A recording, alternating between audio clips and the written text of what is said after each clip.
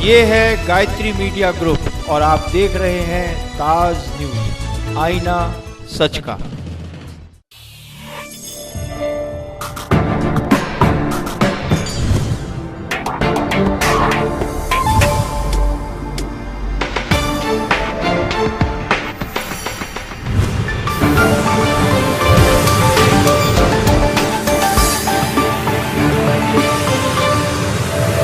नमस्कार, ताज न्यूज के prime bulletin में स्वागत है आपका। मैं हूं मीनू सिंह और आइए खबरों की शुरुआत करते हैं सुर्खियों के साथ।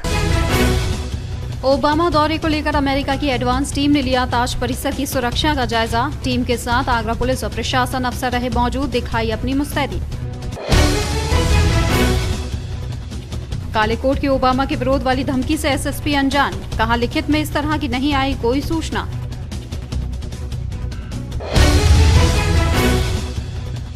संविधान शिल्पी की प्रतिमा मामले ने पकड़ा तूल, गढ़ी भदौरिया निवासियों ने कानूनी कार्रवाई की उठाई मांग।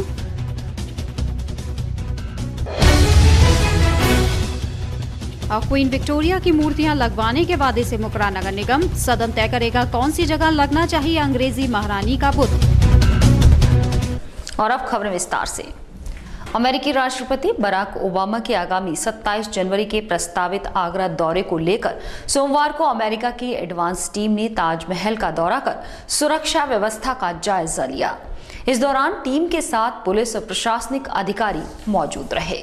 अमेरिका के राष्ट्रपति बराक ओबामा ताज का दीदार 27 जनवरी को कर सकते हैं, जिसको लेकर आगरा प्रशासन पूरी तरह से सतर्क हो चुका है। उधर अमेरिका की एडवांस टीम ने आगरा में डेरा डाल लिया है। इस एडवांस टीम ने पहला दौरा जनवरी के पहले सप्ताह में किया था, जिस दौरान उन्होंने आगरा में ताज शिल्पग्राम और खेरिया एयरपोर्ट की लोकेशंस रीड की थी। इस टीम में 40 सदस्य हैं जो अमेरिकन सुरक्षा एजेंसी और विभिन्न विभागों से ताल्लुक रखते हैं। और अब एक बार फिर अमेरिका की एडवांस टीम स्थानीय प्रशासन के साथ आगरा ताज की सुरक्षा का जायजा लेने पहुंची। अमेरिकी राष्ट्रपति गणतंत्र दिवस पर भारतीय प्रधानमंत्री नरेंद्र मोदी के बुलावे पर मुख्य अतिथि बतौर शिरकत करेंगे। उसके बाद वे आगरा आकर ताजमहल का दीदार करेंगे। टीम की दौरे की जानकारी देते हुए स्थानीय अधिकारियों ने कहा कि टीम निरीक्षण के लिए आगरा आई है। उन्होंने ओबामा के दौरे को लेकर ताज के भीतर सुरक्षा को परखा। साथ ही उन्होंने कहा कि स्थानीय प्रशासन भी इस दौरे के लिए पूर्ण रूप से तैयार है। 26 जनवरी पास है और कुछ दौरे भी बहुत इम्पोर्टेंट VIP की प्रस्तावित है और जनपद में सुरक्षा व्यवस्था बहुत सही चल रही है। जगह जगह चेकिंग चल रही है, आप लोग देख भी रहे होंगे, एक दो चैनल पे दिखाया भी जा रहा है। अमेरिका से आई एडवांस टीम के लगातार हो रहे दौरों के मद्देनजर अब ये साफ हो गया है कि ओबामा ताज का दीदार करने जरूर आगरा आ रहे हैं, लेकिन उनकी सुरक्षा को लेकर सभी एजेंसियां पूरी सतर्क हैं और इसको लेकर खुफिया तौर पर तैयारियां लगभग पूरी की जा चुकी हैं। अमेरिकी राष्ट्रपति बराक ओबामा के आगरा में प्रस्तावित दौरे को लेकर लगातार तैयारियां जोर पकड़ती जा रही हैं। इसी को लेकर आज अमेरिका की एडवांस टीम ने ताजमहल का दौरा कर सुरक्षा व्यवस्था की जांच की। इस दौरे के दौरान आगरा के पुलिस और प्रशासनिक अधिकारी उनके साथ रहे। उन्होंने ज़रूरी गाइडलाइन पर उनसे चर्चा की। कैमरा पर्सन बंटी यादव के साथ साजिद, ताज न्यूज़ आगरा।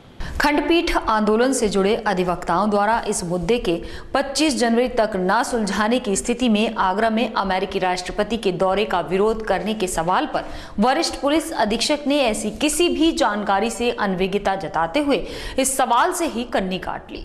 अमेरिकी राष्ट्रपति बराक ओबामा के प्रस्तावित आगरा दौरे को लेकर चल रही तैयारियों के बीच आगरा खंडपीठ की मांग को लेकर चल रहे आंदोलन में शामिल अधिवक्ताओं ने खंडपीठ की मांग पूरी न होने पर अमेरिकी राष्ट्रपति के दौरे का विरोध करने का फैसला लिया है, जिसको लेकर वरिष्ठ पुलिस अधीक्षक से जब ताज न्यूज ने सवाल किया तो उनका कहना था कि इस संबंध में उन्हें कोई जानकारी नहीं है, पर देखना होगा कि अधिवक्ता अगर विरोध करते हैं तो पुलिस प्रशासन किस तरह इसे नाकाम कर पाएगा। देखिए, न्यूज़पेपर में तो मैंने पढ़ा था, लेकिन मेरे पास ऑफिशियल ऐसा कोई उनका लेटर नहीं आया है और इस पर मैं टिप्पणी नहीं करना चाहूँगा। आगामी 27 जनवरी को जहां अमेरिकी राष्ट्रपति के आगरा आने की संभावना प्रबल हो चली है और शहर की सुरक्षा व्यवस्था में कड़ी सतर्कता बरती जा रही है, इस कवायदों के बीच जब ताज न्यूज के कैमरे ने मेहताब बाग की सुरक्षा के बारे में जानकारी लेने के लिए कैमरे की नजर उधर की तो वहां का नजारा कुछ अलग ही नजर आया। जहां आगामी 27 जनवरी को अमेरिकी राष्ट्रपति बराक ओबामा के आगरा ताज दीदार को आने की संभावना जताई जा रही है, तो वहीं पूरा हिंदुस्तान उनकी सुरक्षा को लेकर चिंतित है और आगरा शहर में अभी से हाई अलर्ट भी घोषित कर दिया गया है। शहर में जगह जगह चेकिंग अभियान चलाए जा रहे हैं। चप्पे चप्पे पर पुलिस बल भी तैनात है। हाल ही में ओबामा की सुरक्षा एजेंसियां भी ताज परिसर का मौका मुआयना करके गई हैं। पूरा देश अमेरिकी राष्ट्रपति की सुरक्षा को लेकर चिंतित है, पर ये क्या, ताजमहल के पीछे यमुना पार बने मेहताब बाग की तरफ तो किसी का ध्यान ही नहीं गया। ये ताज परिसर का तो हिस्सा है जहां से लोग अक्सर शांति भरे वातावरण में हरियाली के बीच से ताज का दीदार करने आते हैं। विभाग ने अभी तक अमेरिकी राष्ट्रपति की सुरक्षा के लिए मेहताब बाग में कोई भी इंतजाम नहीं किए हैं। सुरक्षा के नाम पर यहाँ केवल 2-4 सिपाही ही मौजूद हैं। ये ताज परिसर का वो हिस्सा है जहाँ से कोई भी असामाजिक तत्व अमेरिकी राष्ट्रपति की सुरक्षा में सेंध लगा सकता है, लेकिन सुरक्षा एजेंसियों का इस ओर कोई भी ध्यान नहीं है। डॉक्टर अंबेडकर की प्रतिमा तोड़ने वालों के खिलाफ हो सख्त कार्रवाई। जिन्होंने गढ़ी बदौरिया क्षेत्र में बाबा साहेब की प्रतिमा को खंडित कर क्षेत्र में अशांति फैला दी। इलाकाई लोगों ने बताया कि इस निंदनीय घटना से दलित समाज में भारी रोष है, जिसने इस प्रकरण में कानूनी कार्रवाई करने की मांग की है। गढ़ी बदौरिया क्षेत्र में संविधान शिल्पी डॉक्टर भीमराव अंबेडकर प्रतिमा खंडित किए जाने से दलित समाज में बेहद आक्रोश है, जिन्होंने इस घटना की निंदा करते हुए प्रशासन से नाराजगी जताई। बाबा साहब के अनुयायियों ने इस घटना पर कठोर कार्रवाई की मांग करते हुए प्रशासन को आगाह किया है। उन्होंने इलाके में इस घटना को लेकर खूब प्रदर्शन किया और नारेबाजी भी की।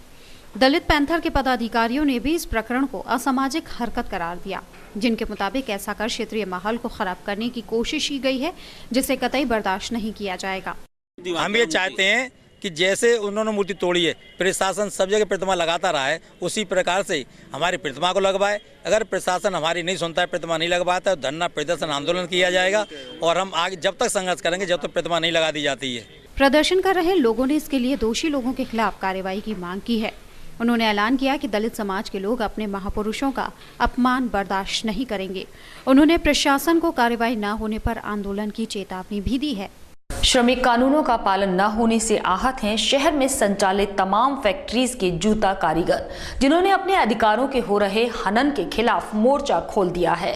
वैकल्पिक जूता श्रमिक समिति के बैनर तले जूता मजदूरों ने तहसील सदर में धरना प्रदर्शन किया और शासन प्रशासन से नियमों की अनदेखी रोकने की अपील की। तहसील सदर में नारेबाजी कर रहे ये लोग जूता श्रमिक हैं, जो श्रम अधिनियम के तहत अधिकारों की मांग को लेकर लंबे समय से संघर्षरत हैं, लेकिन उनकी मांगें आज भी पूरी नहीं हो पाई हैं, जिसके चलते सोमवार को उन्होंने अनिश्चितकालीन धरने का ऐलान कर दिया और तहसील सदर में जमकर प्रदर्शन किया।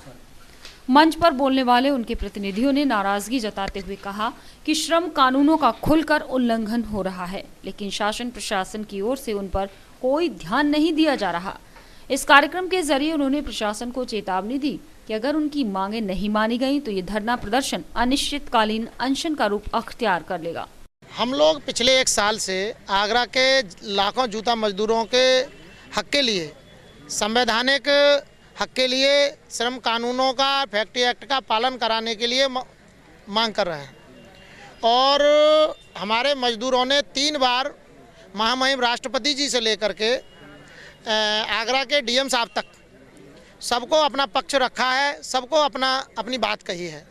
तहसील में जूता मजदूरों के कई ट्रॉलियों में भर कर आने से प्रशासन के भी हौसले पस्त हो गए, जिनकी तादाद को बढ़ता देख एएसपी शैलेश पांडे और अपर नगर मजिस्ट्रेट जितेंद्र सिंह मौके पर पहुंच गए और उन्हें समझाने का प्रयास किया।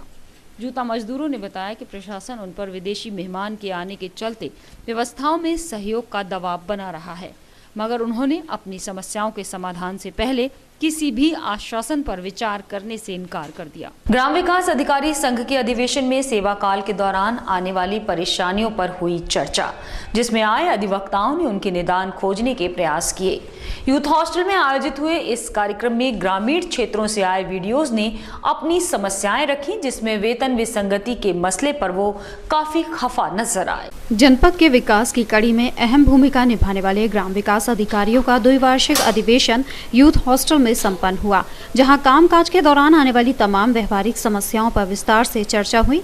इस कार्यक्रम में शासन और प्रशासन के नुमाइंदे भी मौजूद रहे, जिनकी उपस्थिति में ग्राम विकास अधिकारियों ने अपनी समस्याएं रखी। उनके मुताबिक अपनी वेतन विसंगति की मांग को लेकर वो लोग पिछले काफी समय से प्रयासरत हैं, लेकिन अभी तक कोई सुनवाई नहीं हुई है। काफी समय से करीब 4 बार का वेतन मान जो लगने का कार्य हुआ है, उसमें बहुत सारी विसंगति आई हैं। उसको लेकर के ग्राम विकास अधिकारी पिछले कई वर्षों से आयोजन कर रहे हैं ये सम्मेलनों का।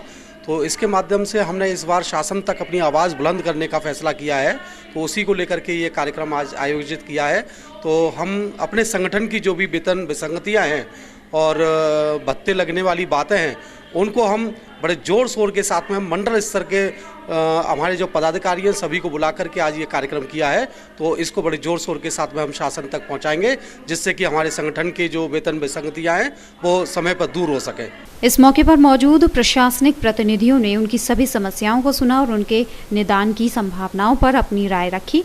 उन्होंने सरकारी कामों में उनके महत्वपूर्ण रोल की प्रशंसा करते हुए हर संभव सहयोग का भरोसा दिलाया। एक दूसरे के साथ में बातचीत करते हैं, एक दूसरे के साथ बैठते हैं, अपनी सारी समस्याओं को एक दूसरे के साथ शेयर करते हैं और प्रयास ये किया जाता है कि कहीं ना कहीं समस्याओं का निस्तारण भी करने में हमारा पूरा संगठन, ग्राम विकास अधिकारी संघ हो, हमारा एडीओ संघ हो, हमारा बीडीओ संघ हो, और सबसे बड़ी बात तो ये है कि ग्राम विकास अधिकारी, नाम जरूर है कि आप ग्राम विकास अधिकारी में काम कर रहे हैं, लेकिन हकीकत ये है कि आप सबसे बड़े स्तर पर काम कर रहे हैं, क्योंकि अगर बेसिक प्लेटफॉर्म हमारा अच्छा नहीं होगा तो उसकी कभी भी बिल्डिंग मजबूत नहीं हो सकती है।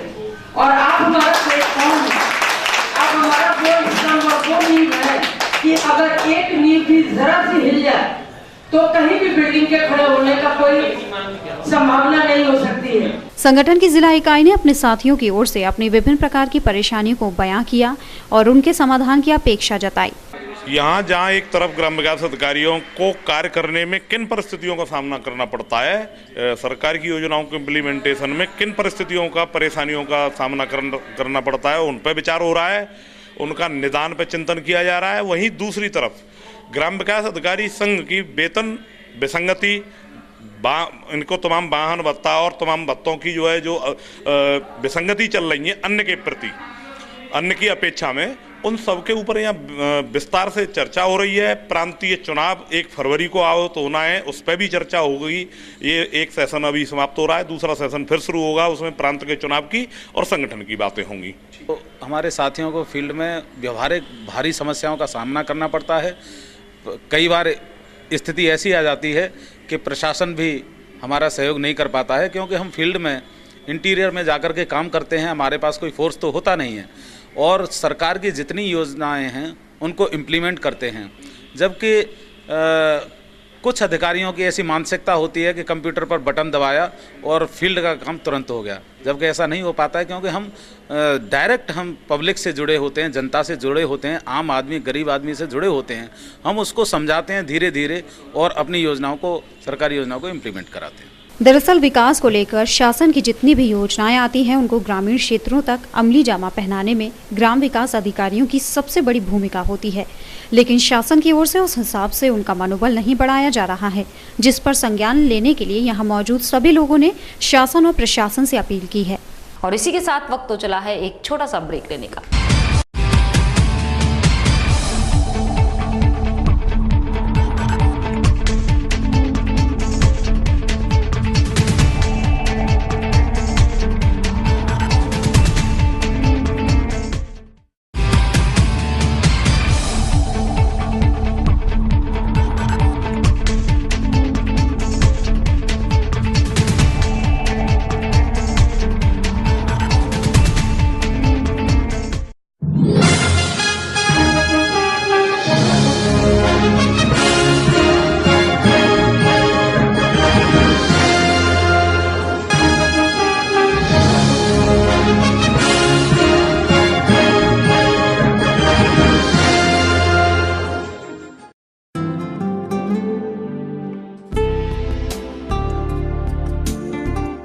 सरल हुआ, सुगम हुआ नया विद्युत संयोजन। अब टोरन पावर में नया विद्युत संयोजन का आवेदन करना और भी सरल हुआ।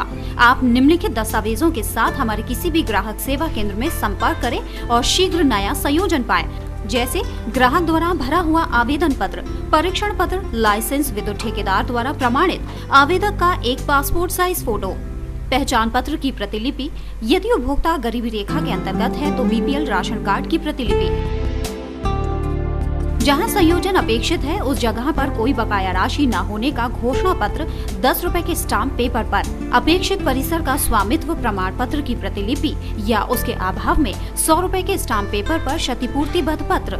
यदि आवेदक उस परिसर का स्वामित्व नहीं है तो स्वामित्व प्रमाण पत्र के साथ मालिक द्वारा प्रमाणित अनापत्ति प्रमाण पत्र।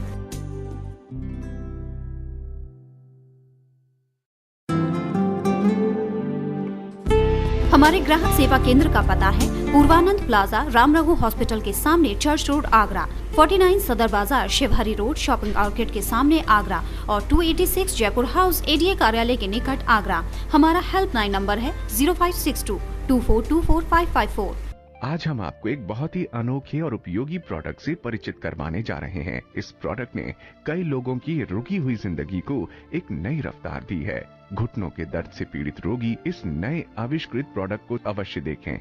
ये है पैरागॉन का पॉलीसेंट्रिक नी कैलिपर।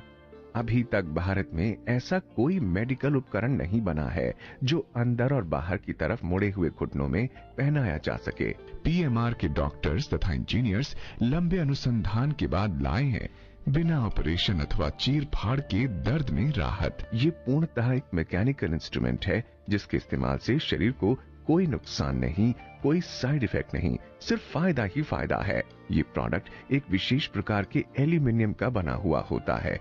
इसकी पैडिंग स्पेशल नियोप्रिन मटेरियल से बनी हुई है, जिसके अंदर का हिस्सा वेलक्रो कंपैटिबल जापानीज क्लॉथ से बना हुआ है, जबकि इसके बाहर का हिस्सा स्किन कंपैटिबल क्लॉथ से बना हुआ है, जो त्वचा को किसी भी प्रकार का नुकसान नहीं करती, ताकि मेटल आपके शरीर को टच न करे। और इस पर स्ट्रैप्स लगी होती हैं, जिससे आप इसे टाइट और लूज कर सकते हैं। ये पहनने में भी काफी हल्का है। इसमें साइड में एक जॉइंट होता है, वो भी एल्यूमिनियम का ही होता है। ये कैलिपर एक ऑफ लोडर कैलिपर है, अर्थात इसके द्वारा शरीर के वजन को जांघ से पिंडली पर शिफ्ट किया जा सकता है।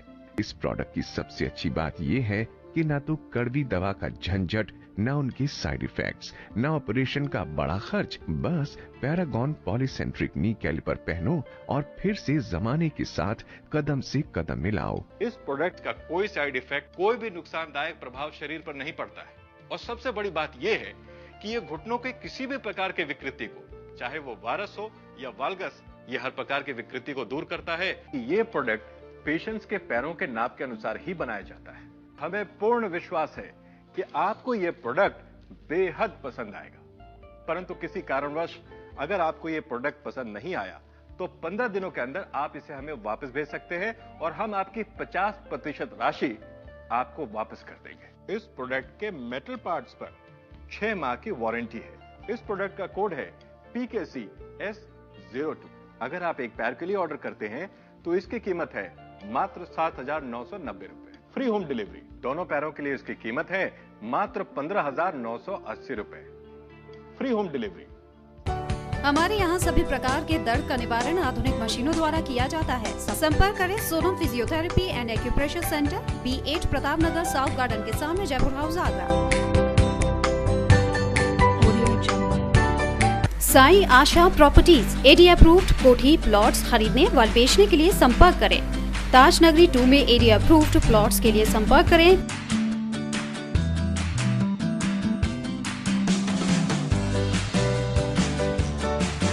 पवन Goyal, Sai Asha properties, shop number 56, Sofuda road, AD height, crossing Taj Nagari 2, Agra. Mobile number 9719000022।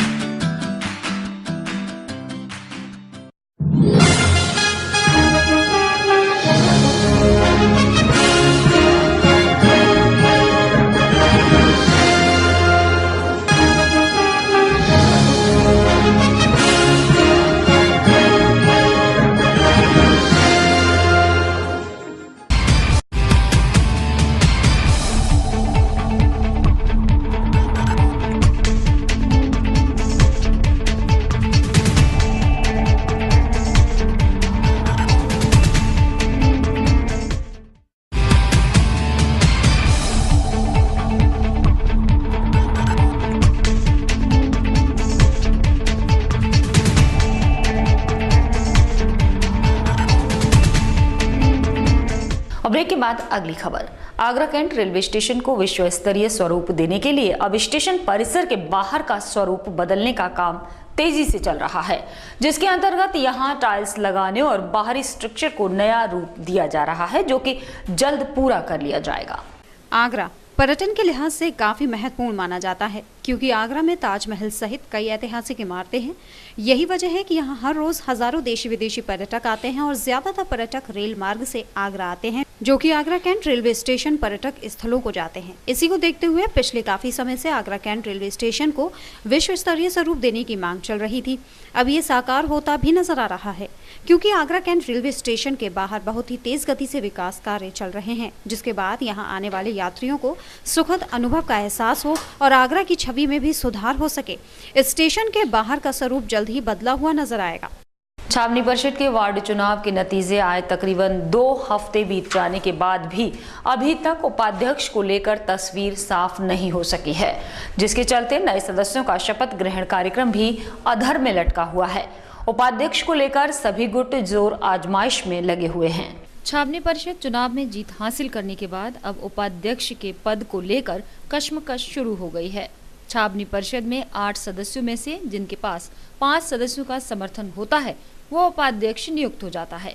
इस पद के लिए सबसे मजबूत दावेदार के रूप में डॉक्टर पंकज महेंद्रू को देखा जा रहा है, लेकिन इस बार इस पद के लिए चल रही सियासत कहीं न कहीं उनके लिए रुकावट पैदा कर रही है। देखना होगा कि इस बार उपाध्यक्ष पद के लिए चल रही सियासी उठापटक में कौन बाजी मारता है। छावनी परिषद चुनाव के नतीजे आए हुए तकरीबन 2 हफ्ते बीत चुके हैं, लेकिन इसमें उपाध्यक्ष के चुनाव को लेकर अभी जोड़ तोड़ चल रही है। देखना होगा छावनी के उपाध्यक्ष पद पर बाजी कौन मारता है।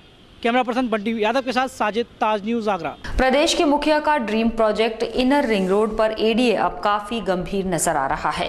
एडीए अधिकारी जल्द से जल्द इस रोड को बनाने के लिए दिन रात एक किए हुए हैं, ताकि मुख्यमंत्री के इस सपने को जल्द से जल्द पूरा किया जा सके। इसके लिए सड़कों के निर्माण से लेकर भूमि अधिग्रहण तक की पूरी तैयारी कर ली गई है। प्रदेश के मुखिया अखिलेश यादव नई नई योजनाओं को लागू कर प्रदेश में विकास की रफ्तार को गति देना चाहते हैं, तो वहीं विकास प्राधिकरण भी प्रदेश के मुखिया का मिजाज समझते हुए उनके dream project inner ring road पर युद्ध स्तर पर काम में लगा है, ताकि जल्द ही काम पूरा कर लिया जाए। कुबेरपुर से ग्वालियर रोड तक बनने वाला ये इनर रिंग रोड करीब 23 किलोमीटर लंबा है, जो 3 चरणों में बनाया जाना है। विकास प्राधिकरण ने पहले चरण में काम में तेजी लाते हुए कुबेरपुर से फतेहाबाद रोड तक करीब 11 किलोमीटर सड़क पर काम करना शुरू कर दिया। साथ ही इसके बाद फतेहाबाद रोड से देवरी रोड पर भी विभाग की पूरी तैयारी है, जिससे उम्मीद जताई जा रही है कि काम जल्द ही पूरा कर लिया जाएगा। गौरतलब है कि शासन ने इस पूरे इनर रिंग रोड को 3 चरणों में बनाए जाने पर अपनी रजामंदी दी थी, लेकिन विभाग ने अपना काम 2 चरणों में ही लगभग पूरा कर लिया है। विभाग की मंशा है कि अगर शासन ने 2 चरणों में काम पूरा करने की अनुमति दी, तो विभाग देवरी रोड से रोहता नहर तक बची 4 किलोमीटर की सड़क पर दूसरे चरण में पूरी कर ली जाएगी, जिसके लिए विभाग ने इस पर काम करना भी शुरू कर दिया है। गौरतलब है कि इनर रिंग रोड बनने से शहर के साथ आगरा आने वाले पर्यटकों को शहर के जाम से निजात मिल जाएगी और पर्यटक बिना जाम में फंसे और लंबा रास्ता तय किए बिना ही स्मारकों के दीदार कर पाएंगे। कांग्रेसी शासनकाल के दौरान लागू किए गए भूमि अधिग्रहण के मामले को लेकर असंतुष्ट युवा कांग्रेसियों ने कमिश्नरी पर अपना ज्ञापन सौंपा। युवा कांग्रेसियों का आरोप था कि केंद्र सरकार किसानों से जबरन अधिग्रहण कराने का काम कर रही है, जो हरगिज बर्दाश्त नहीं किया जाएगा। किसानों की मांग के अनुसार ही उन्हें भुगतान देने की मांग की गई। किसानों का अहित होने पर युवा कांग्रेसी आंदोलन की बात कहते नजर आए। केंद्र में कांग्रेस की सरकार के समय लागू किए गए भूमि अधिग्रहण बिल में संशोधन को लेकर युवा कांग्रेसियों में खासा आक्रोश है। अपना आक्रोश जताते हुए युवा कांग्रेसी कमिश्नरी में मंडलायुक्त को अपना ज्ञापन देने पहुंचे। मंडलायुक्त के न मिलने पर युवा कांग्रेसियों ने अपना ज्ञापन अपर मंडलायुक्त को सौंपा। युवा कांग्रेसियों का कहना था कि केंद्र की यूपीए सरकार ने किसानों के हित को ध्यान में रखते हुए भूमि अधिग्रहण बिल पारित किया था, जिसे भाजपा ने बदलते हुए उसमें संशोधन कर दिया है। साथ ही मुआवजे पर संतुष्ट न होने पर किसानों से जबरन भूमि वसूली पर हमें ऐतराज है। किसानों की भूमि तभी ली जाए जब किसान राजी हों, अन्यथा युवा कांग्रेस सरकार के खिलाफ आंदोलन करने के लिए बाध्य होगी। आज यूथ कांग्रेस ने केंद्र सरकार के विरुद्ध भूमि अधिग्रहण बिल को लेकर प्रदर्शन किया था। यूपीए की सरकार ने किसानों को हित में जो भूमि अधिग्रहण बिल बनाया था उसमें ये था, अगर किसान अपनी मर्जी से राजी होता है तो आप उसकी भूमि ले सकते हो उसके मनमाफिक रेटों पर।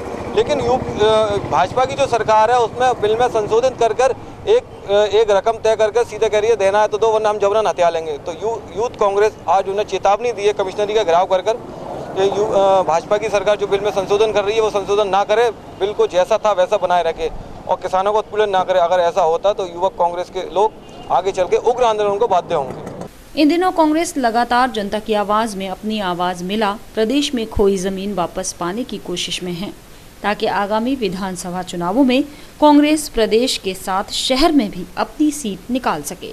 बहरहाल ज्ञापन से कांग्रेसी कितना बदलाव ला पाते हैं ये देखने वाली बात होगी। और इसी के साथ वक्त तो चला है एक छोटा सा ब्रेक लेने का।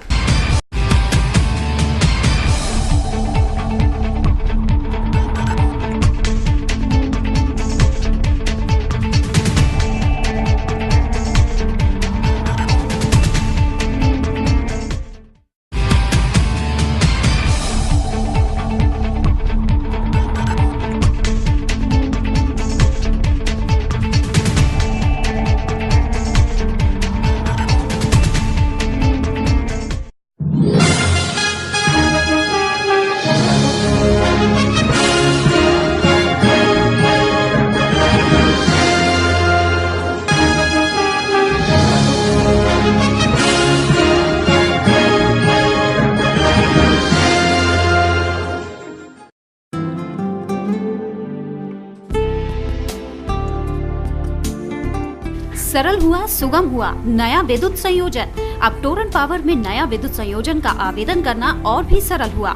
आप निम्नलिखित दस्तावेजों के साथ हमारे किसी भी ग्राहक सेवा केंद्र में संपर्क करें और शीघ्र नया संयोजन पाएं, जैसे ग्राहक द्वारा भरा हुआ आवेदन पत्र, परीक्षण पत्र, लाइसेंस, विद्युत ठेकेदार द्वारा प्रमाणित, आवेदक का एक पासपोर्ट साइज फोटो, पहचान पत्र की प्रतिलिपि, यदि उपभोक्ता गरीबी रेखा के अंतर्गत है तो बीपीएल राशन कार्ड की प्रतिलिपि।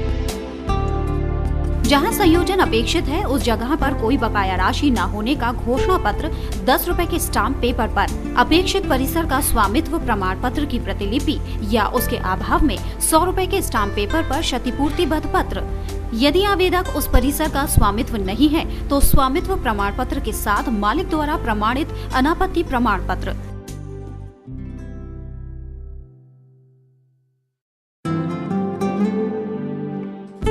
हमारे ग्राहक सेवा केंद्र का पता है पूर्वानंद प्लाजा, राम रघु हॉस्पिटल के सामने, चर्च रोड, आगरा, 49 सदर बाजार, शिवहरी रोड, शॉपिंग आउटलेट के सामने, आगरा और 286 जयपुर हाउस, एडीए कार्यालय के निकट, आगरा। हमारा हेल्पलाइन नंबर है 0562 2424 आज हम आपको एक बहुत ही अनोखे और उपयोगी प्रोडक्ट से परिचित करवाने जा रहे हैं। इस प्रोडक्ट ने कई लोगों की रुकी हुई जिंदगी को एक नई रफ्तार दी है। घुटनों के दर्द से पीड़ित रोगी इस नए आविष्कृत प्रोडक्ट को अवश्य देखें। ये है पैरागॉन का पॉलीसेंट्रिक नी कैलिपर। अभी तक भारत में ऐसा कोई मेडिकल उपकरण नहीं बना है जो अंदर और बाहर की तरफ मुड़े हुए घुटनों में पहनाया जा सके। पीएमआर के डॉक्टर्स तथा इंजीनियर्स लंबे अनुसंधान के बाद लाए हैं बिना ऑपरेशन अथवा चीर फाड़ के दर्द में राहत। ये पूर्णतः एक मैकेनिकल इंस्ट्रूमेंट है जिसके इस्तेमाल से शरीर को कोई नुकसान नहीं, कोई साइड इफेक्ट नहीं, सिर्फ फायदा ही फायदा है। ये प्रोडक्ट एक विशेष प्रकार के एल्यूमिनियम का बना हुआ होता है।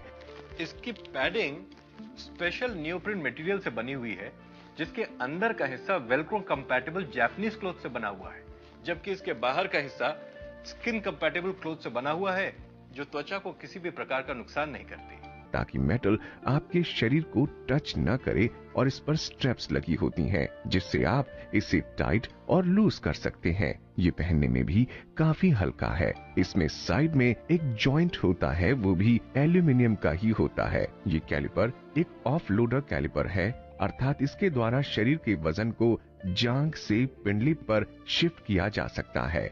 इस प्रोडक्ट की सबसे अच्छी बात यह है कि ना तो कड़वी दवा का झंझट, न उनके साइड इफेक्ट्स, न ऑपरेशन का बड़ा खर्च। बस पैरागॉन पॉलीसेंट्रिक नी कैलिपर पहनो और फिर से जमाने के साथ कदम से कदम मिलाओ। इस प्रोडक्ट का कोई साइड इफेक्ट, कोई भी नुकसानदायक प्रभाव शरीर पर नहीं पड़ता है और सबसे बड़ी बात यह है कि ये घुटनों के किसी भी प्रकार के विकृति को, चाहे वो वायरस हो या वाल्गस, ये हर प्रकार की विकृति को दूर करता है।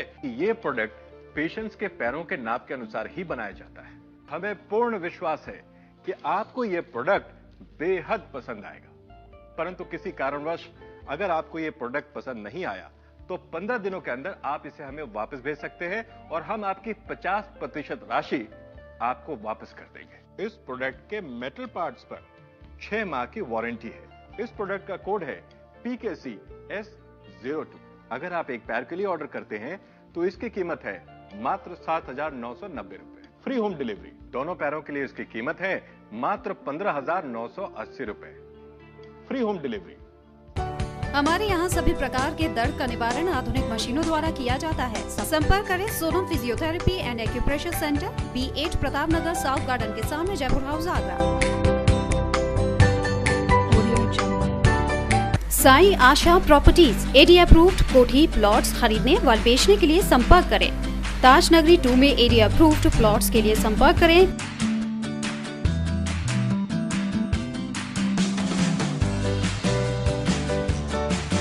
पवन Goyal, Sai Asha properties, shop number 56, Sofuda road, AD height, crossing Taj Nagari 2, Agra. Mobile number 9719000022।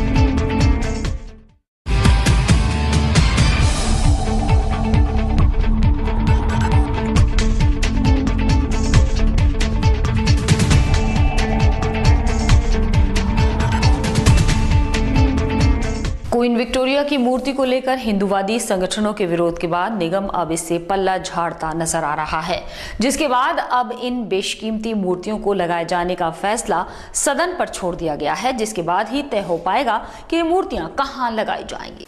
Paliwal park में बनी निगम की लाइब्रेरी के बाहर क्वीन विक्टोरिया की मूर्ति लगाए जाने वाले मामले में अब निगम अपने हाथ खींचता दिखाई दे रहा है। लगातार क्वीन विक्टोरिया की मूर्ति को लगाए जाने का विरोध कर रहे हिंदूवादी संगठनों को शहर में ये अष्टधातु की मूर्ति लगाना गवारा नहीं। उनका तर्क है कि ये मूर्ति गुलामी की प्रतीक है। हिंदूवादी संगठनों के विरोध के चलते अब निगम ने मूर्ति स्थापना का फैसला सदन पर छोड़ दिया है, जिसके बाद ही तय हो पाएगा कि ये अष्टधातु की मूर्तियां कहां लगाई जाएंगी। ये सौंदर्य की दृष्टि से लगाई जाने वाली प्रतिमाएं हैं। ये किसी श्रद्धा और उसकी दृष्टि से लगाई जाने वाली प्रतिमा तो है नहीं, या किसी महापुरुष की प्रतिमा तो है नहीं जिसको लगा जाने के लिए उसकी अनुमति की आवश्यकता हो। ये सुरक्षा के नज़रिए से कि ये बेशकीमती मूर्तियां ये सुरक्षित रहें और सजावटी दृष्टि से, ताकि ये पार्क है तो पार्क में सजावट की दृष्टि से इसको रखा जाए, इस नज़रिए से निर्णय लिया गया था कि इनको यहाँ स्थापित किया जाना है। लेकिन कुछ लोगों ने इसका विरोध किया है और उस विरोध को दृष्टिगत रखते हुए अभी ये तय हुआ कि फ़िलहाल इनको ऐसे ही रखा जाए। अब इसमें फिर से एक बार विचार विमर्श करके रणनीति तय की जाएगी कि इसको किस प्रकार से और कैसे सुरक्षित किया जाना है, क्योंकि अगर एक कीमती चीज़ आपके पास है, उसका एक मूल्य है, तो उसको किसी न किसी रूप में संरक्षित और सुरक्षित रखना भी हमारी जिम्मेदारी है। तो उस जिम्मेदारी का निर्वहन कैसे किया जाना है, इसको सदन के माध्यम से बैठकर विचार विमर्श करने के बाद तब तय किया जाएगा। जो निर्णय होगा उसके अनुरूप कार्रवाई की जाएगी। गौरतलब है कि नगर निगम ने मूर्तियों की स्थापना के लिए मूर्तियों को लगाए जाने वाले प्लेटफॉर्म भी तैयार करा दिए थे, लेकिन विरोध के चलते मूर्तियों को अब तक स्थापित नहीं किया गया।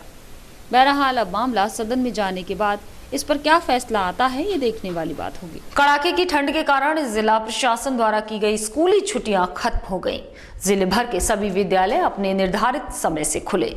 छुट्टियों के समाप्त होने से छोटे छोटे स्कूली बच्चों के चेहरे पर खुशी और उदासी दोनों एक साथ नजर आए। शहर भर में जहां बीते दिनों हाड़ कपा देने वाली ठंड ने अपना कहर बरसाया था, तो वहीं ठंड को देखते हुए जिला प्रशासन ने भी जिले भर के विद्यालयों को बंद करने के आदेश दे दिए थे। सर्दी के कारण पड़ी लंबी छुट्टी अब खत्म हो गई। इसके बाद सोमवार से सभी विद्यालय अपने निर्धारित समय पर खुले। छुट्टियां खत्म होने से छात्र छात्राओं को स्कूल जाना पड़ा, तो इससे कुछ छात्र खुश थे और कुछ के चेहरे पर उदासी थी। बहुत बढ़िया लग रहा है कि बहुत बुरा लग रहा है? बुरा भी लग रहा है कि दुखी भी हो रहा है, क्योंकि सर्दी में निकलना नहीं चाहिए वैसे तो। अच्छा, क्या लगता है छुट्टियां और होनी चाहिए थी? हाँ। बच्चे भले ही स्कूल खुलने से खुश ना हो, लेकिन बच्चों के अभिभावक बेहद खुश नजर आए। अभिभावकों का कहना था कि स्कूल खुलना बहुत जरूरी था, क्योंकि इससे बच्चों की पढ़ाई का नुकसान हो रहा था। वहीं अभिभावकों ने डीएम साहब का स्कूल की छुट्टियों को लेकर फैसला बिल्कुल सही बताया है। नहीं, 2-4 दिन के बाद छुट्टी हो सकता है, बढ़ जाए 26 जनवरी तक तो ऐसा ही रहेगा। अच्छा, तो मौसम तो ठंडा ही है और डीएम साहब की भी मजबूरी है, बच्चों की पढ़ाई जो है खराब हो रही थी, इसलिए उन्होंने आदेश किए हैं। छुट्टी होने से तो बच्चों का नुकसान था, डीएम साहब ने सही फैसला लिया है। तो बढ़ानी चाहिए थी, बच्चे काफ़ी छोटे हैं और मेरे 2 बच्चे हैं, वो अभी वह काफ़ी छोटे हैं, प्री नर्सरी में हैं। जिस हिसाब से उनकी जो है उम्र है प्री नर्सरी की, बहुत अभी ठंड काफ़ी है, अभी छुट्टी और बढ़ा देनी चाहिए थी। फिलहाल तो ठंड ने कुछ नरमी भरा रुख अपना लिया है, जिसके बाद शहर के स्कूल एक बार फिर से खुल गए हैं। अब देखना ये होगा कि क्या मौसम इसी तरह बना रहता है या फिर दोबारा अपना असर दिखाता है। डीएलसी रमेश चंद्र यादव की मौत के बाद आगरा श्रम कार्यालय पर सरकारी योजनाओं का लाभार्थी मजदूरों की हालत खराब है।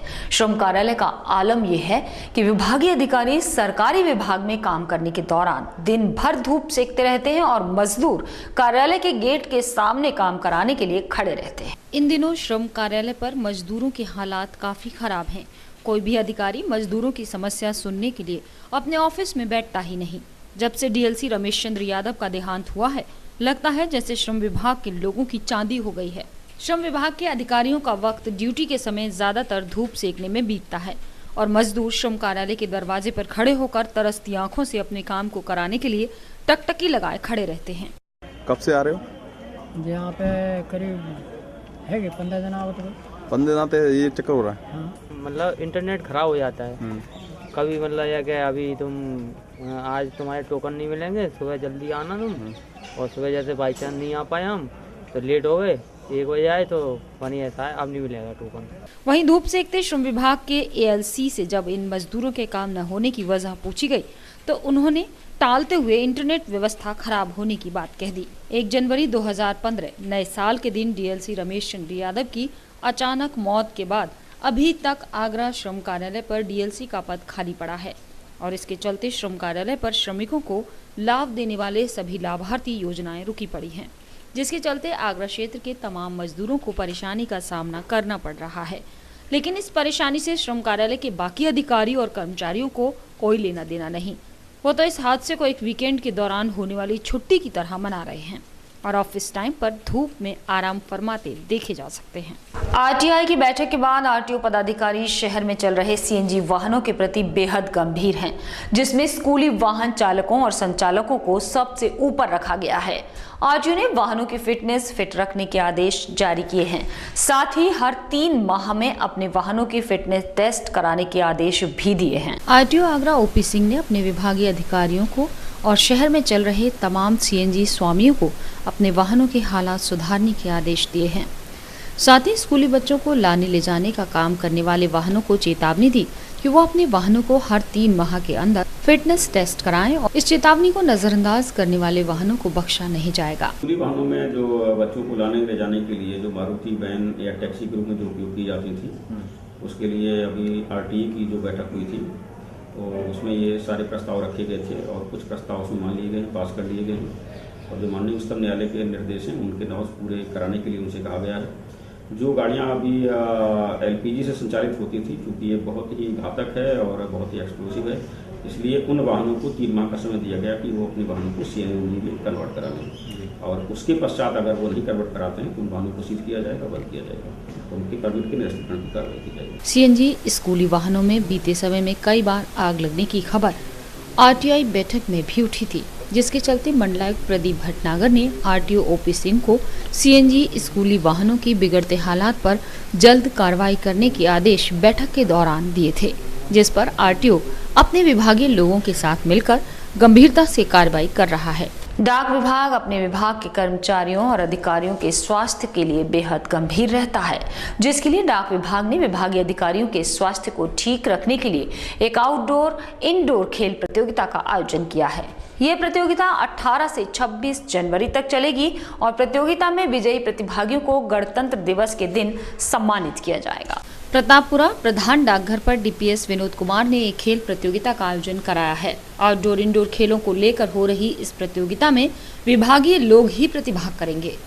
19 जनवरी से शुरू हुई ये प्रतियोगिता 26 जनवरी तक चलेगी और गणतंत्र दिवस पर होने वाली परेड के दौरान इस प्रतियोगिता में विजयी प्रतिभागियों को पुरस्कार देकर सम्मानित किया जाएगा। बिल्कुल सही बात कही आपने। पोस्ट ऑफिस बेसिकली भारतीय जनमानस के जनजीवन से जुड़ा हुआ है और 26 जनवरी 2015 में रिपब्लिक डे सेलिब्रेशन के उपलक्ष्य में हम लोगों ने यहाँ पर स्पोर्ट्स मीट ऑर्गेनाइज कराई है। तो खेलकूद संध्या और सांस्कृतिक कार्यक्रम ये 26 जनवरी तक चलेंगे। आज इसकी शुरुआत की गई है और जो भी लोग इसमें विजयी होंगे उनको 26 जनवरी परेड के बाद में उनको सम्मानित किया जाएगा, उनको अवार्ड दिया जाएगा। उद्देश्य ये है कि खेलकूद जीवन का एक अभिन्न अंग है और as we people use to say a healthy body lives in keeps in healthy mind, so we have to be healthy, we have to be in a sports spirit. डाक विभाग के डीपीएस विनोद कुमार ने बताया कि सरकारी विभागों में काम करने वाले ज्यादातर कर्मचारियों के स्वास्थ्य खराब हो जाते हैं। डाक विभाग अपने विभाग के लोगों को स्वस्थ रखने के लिए 19 से 26 जनवरी तक आउटडोर इंडोर खेल प्रतियोगिता का आयोजन करवा रहा है, जिसमें प्रतिभाग करके विभागीय लोगों का स्वास्थ्य थोड़ा स्वस्थ महसूस होगा। डाक विभाग देश के ऐतिहासिक अवसरों को विभाग के डाक टिकटों पर छापकर यादगार बनाता रहता है। 8 जनवरी 2015 के दिन को भी डाक विभाग ने एक टिकट शुरू किया था, जो देश के राष्ट्रपिता महात्मा गांधी की घर वापसी को लेकर शुरू किया गया। डाक डीपीएस के अनुसार 8 जनवरी को बापूजी साउथ अफ्रीका से भारत वापस आए थे, जिसे इस वर्ष 100 साल पूरे हुए हैं। डाक विभाग ने राष्ट्रपिता महात्मा गांधी के साउथ अफ्रीका से भारत वापस आने के 100 वर्ष पूरा होने के अवसर पर महात्मा गांधी के चित्र लगाकर एक डाक टिकट शुरू किया है। डाक विभाग के डायरेक्टर विनोद कुमार ने बताया कि 8 जनवरी के दिन महात्मा गांधी साउथ अफ्रीका से बैरिस्टर की पढ़ाई पूरी करके भारत वापस आए थे, जिसे आज 100 साल पूरे हो गए हैं और विभाग ने इस दिन की याद में एक डाक टिकट निकालकर इस दिन को डाक टिकट में छापकर हमेशा के लिए यादगार बना दिया। 8 जनवरी 2015 को एक डाक टिकट नई दिल्ली में रिलीज किया गया है और उसमें प्रवासी भारतीय दिवस के फंक्शंस के रूप में इस डाक टिकट को रिलीज किया गया है, जिसमें प्रवासियों के वापस भारत आने को इंगित किया गया है। डाक विभाग भारत के हर महापुरुष और हर शुभ अवसर को अपने डाक टिकटों पर छापकर उन्हें सम्मान देने का काम करता है। डाक विभाग ने अब तक न जाने कितने डाक टिकटों पर भारत के इतिहास को छापा है, ये गिनना शायद मुश्किल है। इसी अनगिनत गिनती में डाक विभाग ने एक और कड़ी को जोड़ दिया है, जिसमें इस बार राष्ट्रपिता की घर वापसी के 100 वर्ष पूरा होने के दिन को हमेशा के लिए अपने डाक टिकट पर छापकर यादगार बना दिया है। श्री राम गौ सेवा समिति के तत्वावधान में श्रीमद् भागवत सप्ताह ज्ञान यज्ञ का आयोजन किया जा रहा है। ये पवित्र कार्य कोठी मीना बाजार ग्राउंड पर 21 जनवरी से 28 जनवरी तक महामंडलेश्वर परम पूज्य सद्गुरु स्वामी श्रद्धेय सांवरिया बाबा जी के मुखारविंद से हर दिन दोपहर 1 बजे से शाम 5 बजे तक किया जाएगा। इसकी जानकारी प्रेस वार्ता के दौरान समिति के पदाधिकारियों ने दी। हर वर्ष की भांति इस वर्ष भी श्री राम गौ सेवा समिति के तत्वाधान में 108वीं श्रीमद् भागवत सप्ताह ज्ञान यज्ञ का आयोजन किया जा रहा है। आगामी 21 जनवरी से 28 जनवरी तक कोठी मीना बाजार मैदान में श्रीमद् भागवत कथा का आयोजन किया जाएगा। 21 जनवरी से शुरू होने वाली सप्ताह में मंडलाईश्वर परम पूज्य सद्गुरु स्वामी श्रद्धेय सांवरिया बाबा जी अपने मुखार बिंद से भक्तों को ज्ञान के पाठ से रूबरू कराएंगे, जिसको लेकर समिति पदाधिकारियों ने पत्रकार वार्ता कर कार्यक्रम की जानकारी दी। हम इसमें 21 तारीख को कलश यात्रा निकाल रहे हैं, जो कि मानस नगर से शुरू होकर के और हमारे पंडाल तक आएगी। लगभग उसमें 1100 कलश का हमारा अनुमान है। समिति पदाधिकारियों के मुताबिक 21 जनवरी को कलश यात्रा निकालकर श्रीमद् भागवत का शुभारंभ किया जाएगा, जिसमें 1100 सजे हुए कलशों की शोभा यात्रा निकाली जाएगी। इस कलश यात्रा में मुख्य रूप से चारों संप्रदाय विष्णु स्वामी के अध्यक्ष श्री श्री 108 रामलखन दास महाराज उपस्थित रहेंगे। साथ ही 28 जनवरी को विशाल भंडारे का आयोजन भी किया जाएगा। और इसी के साथ फिलहाल बुलेटिन में सिर्फ इतना ही। अगले बुलेटिन में नई खबरों के साथ आपसे फिर होगी मुलाकात। जुड़े रहिए ताज न्यूज के साथ। नमस्कार।